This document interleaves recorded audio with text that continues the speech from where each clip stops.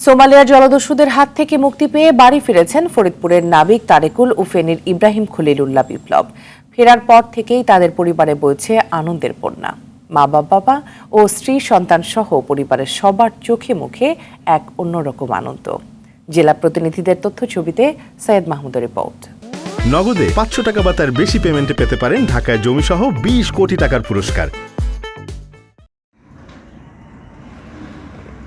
বুধবার সকালে ফরিদপুরের মধুখালীর ছকরিকান্দির বাড়িতে ফেরেন নাবিক তারেকুল ইসলাম। সন্তানকে কাছে পেয়ে খুশিতে বুক ভরে ওঠে বাবা মায়ের। 1.5 বছরের মেয়েটিও বাবার কোল থেকে নামতে চায় না, ভিড় করছে স্থানীয় বাসিন্দারাও।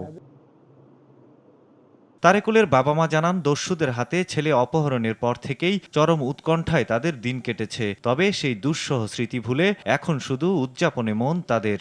মনটা অনেক বড় হয়ে গেছে। আল্লাহ পাকের দরবারে লাখ কোটি শুকরিয়া। আল্লাহ পাকের দয়া, বাংলাদেশ সরকারের এচআর শিপিং, সকলের প্রচেষ্টায়, সকলের দোয়ায় আল্লাহ পাক ওদেরকে দেশের মাটিতে ফিরে আনছে। বোনটা ভরে গেছে, আকাশে চাঁদ পাইছি।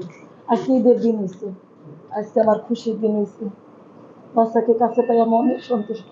জলদস্যুদের কবলে পড়ে জীবিত ফেরার আশা বাদ দিয়েছিলেন নাবিক তারেকুল। দুশ্চিন্তা আর খাদ্য সংকট জেঁকে ধরেছিল তাদের। তার কণ্ঠে এখনও সেই দুর্বিষহ জীবনের গ্লানি। আমরা কেউ এক্সপেক্ট করি না যে আমাদের জীবনে এই ধরনের কোনো একটা সিচুয়েশন আসুক। নেভি আসার পরেও ওরা তখন এমন একটা আমাদের সাথে বিহেভ করতে থাকে যেন আমরা ওদের শক্তি। কেমন শক্তি?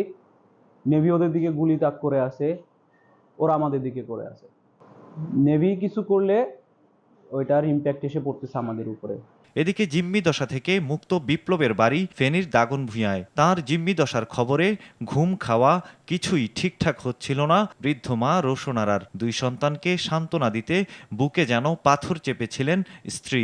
অবশেষে মঙ্গলবার রাতে শেষ হয় অপেক্ষার প্রহর। প্রথম যে সময় শুনছি উনি আটক হয়েছে, তখন তো আমাদের কাছে খুবই খারাপ লাগছে। যে তখন তো পুরো পরিবারের মধ্যে কান্নাকাটি পড়ে গেছে যে কিভাবে কি হইলো, বা তখন খুব চিন্তা লাগতো যে কখন আসবে, কখন ফেরত আসবে, কখন কি। এগুলো তো অনেক লং টাইম, এগুলোর প্রক্রিয়াগুলা তো কখন হবে জিনিসটা, কখন শেষ হবে। তো সেজন্য আসলে একটু হতাশ লাগতো আর কি। যাই হোক, আল্লাহর রহমতে আল্লাহর অশেষ রহমত মাননীয় প্রধানমন্ত্রীর জন্য খুব সাহায্য করছে। তারপর হচ্ছে গিয়ে ওনাদের কোম্পানি এসআর শিপিংয়ের, তো ওনারাও এই প্রচেষ্টায়, ওনাদের চেষ্টায় অনেক তাড়াতাড়ি ফিরে এসছে। এখন তো আমাদের কাছে খুব ভালো লাগতেছে, ঈদের উৎসব মনে হচ্ছে। এটা আর কি, আমাদের কাছে খুব ভালো লাগতেছে। ছেলেটা আমার দেশে আছে, খুশি তারপরে দোয়া করছি ছেলেরে। আমাদের কাছে একটা দুর্বিষহ 33টা দিন ছিল। এই দুর্বিষহ এটা একটা খুব খারাপ স্বপ্ন। এই স্বপ্নটা যত দ্রুত শেষ হয়ে যাবে চিন্তা করছিলাম ততই আমাদের জন্য মঙ্গল। এবং দেশবাসীর অকুণ্ঠ দোয়া, যে দোয়াটা আমরা আসলে আমাদের পরিবারগুলো তাদের কাছে কৃতজ্ঞ থাকবে। আমরা সবসময় তাদের জন্য দোয়া করবো আল্লাহর কাছে, আল্লাহ যাতে তাদেরকেও ভালো রাখে।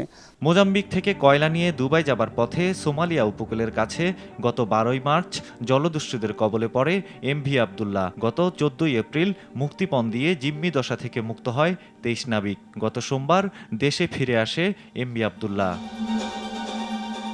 সৈয়দ মাহমুদ, RTV।